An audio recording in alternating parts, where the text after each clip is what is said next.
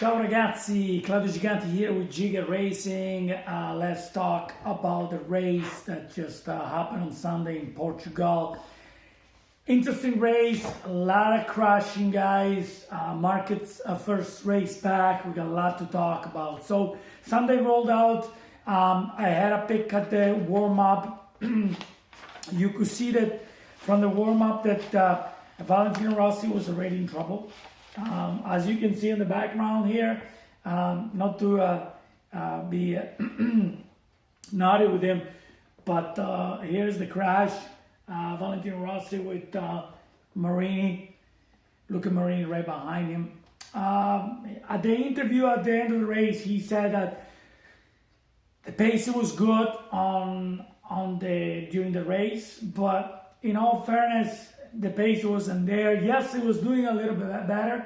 Part of it was because it was hotter, and with hotter temperature, they can use harder front compound, and that's what it is. Valentino Rossi likes to use more harder front compound because it pushes the front more, and he wants more support in the front. But then again, the front washed out and he crashed. So I don't know if it's a positive race or not. I don't think it is really positive, but his attitude was like, well, the lap times were there. Well, he was lapping around the 40.2, 140.2, so it was still off the pace.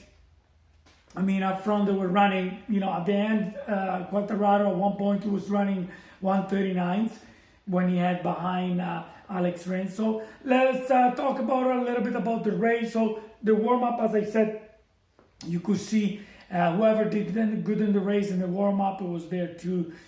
So we had Miller on warm-up, top of the time sheet, followed by Quartararo, Johan Mir, Alex Espargaro, which did pretty good. We'll talk about it in a minute. Morbidelli, which is really good. And then Bagnaia, Zarco, and we'll talk about Maverick Viñales as well. So let's go back to the race. The beginning of the race, Maverick Viñales race, it was already decided at the start. He ended up being lost. He couldn't put good lap times together. He was 2 seconds a lap off the pace of the front, so he was quite lost for a bit. He recovered a little bit near the end of the race, but he still finished 11, even behind Marc Marquez that was coming back.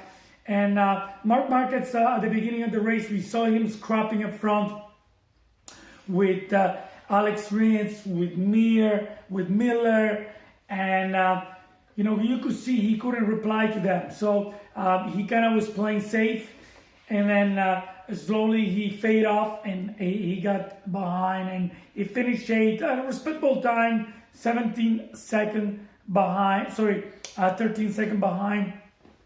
in front of his brother Alex Marquez, 17 seconds behind. Still, the other Hondas are not doing great.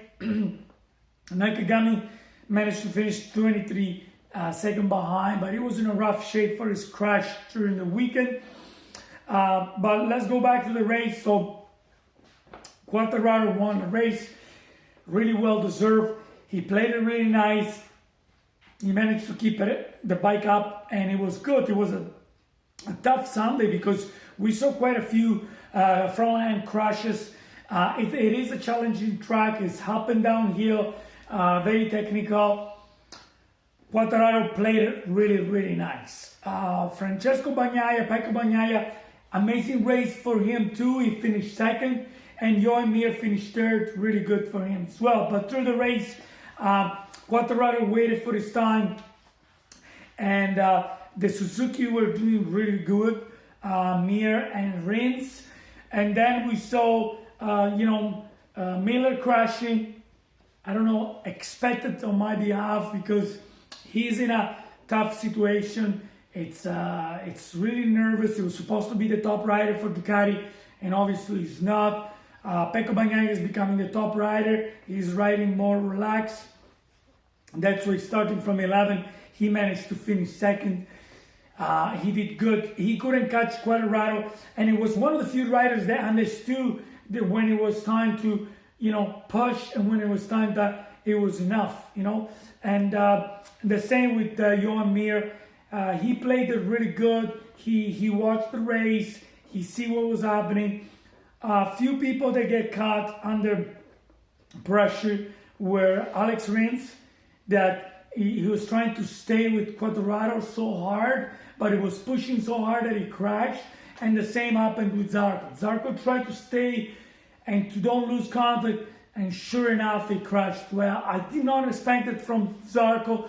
From Rins, I kind of, it's something that happened before, so it wasn't, surprisingly shocking for me to see him going down. You could see he was pushing so hard to stay with Quartararo. He didn't need to. I always say a second place is better than crashing, obviously, and getting a DNF. You got to figure out when you're at your limit and you're risking too much and it's not worth it, because you can risk 3, 4, 5 corners, but you can't keep risking because sooner or later you're going to go down. And that's what happened to Rins. That's what happened to Zarco, trying to stay with Quartararo. Quartararo rode a fantastic race, really, really good. And as I said, Bagnaia very good, Mir very good, and Franco Morbidelli did really nice. He finished 4. I was still thinking that he could have got Johan Mir, but he played it smart. Instead of crashing, he finished 4. And that's what it comes out to. Like, you can push and risk to finish 3rd, but you would lose the 4th place. So he played it really nice. Brad Binder with the first KTM, really nice, 6 second, 0.6 behind. And then we had Alessio Spargo, which only 8 seconds behind. I believe in November was about 16 seconds the gap to the Aprilia from the front. So it was really good. He did nice. I wanted to see what's going to happen with Dovizioso. I don't believe that Dovizioso will make a big difference for Aprilia, but let's see what happens. He's saying he doesn't want to do any wild cards. I think if they sign him up for 2022, he might consider doing some wild card, but we'll see. KTM, a little bit sad about KTM because they didn't have the tire that worked. Oliveira had a completely different race. He finished last. He crashed. It was not really good. Coming from 4 months before, being the fastest in all the practice, and then winning the race, and this time finishing last.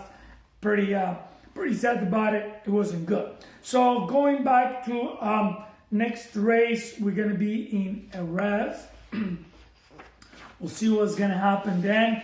But if I look at the championship standing right now, which is interesting to see, Quartararo, it's on top, followed by Francesco Bagnaia, 15 points behind. He did good. He's still in contention. And then we got Marek Vignale, 20 points behind, and Johan Zarco, 21 points behind. So the second, third, fourth, and fifth, they're all very close. Johan Mir, 23. So from 15 to 23 points behind. So everybody's very close.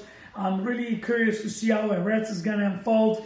Talking about Marc Marquez a little bit, at the end of the race, everybody saw that in his box when he took his helmet. There were a few tears out there. It was a little bit emotional.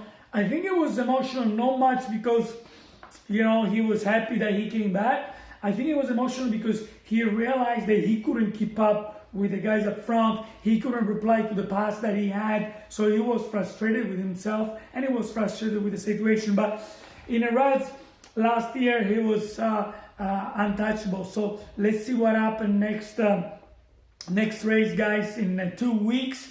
And let's hope that, Rossi, I don't know, I'm kind of start losing my hope to see him competitive this year. I don't think the team is working. I think it's really frustrated about the whole situation.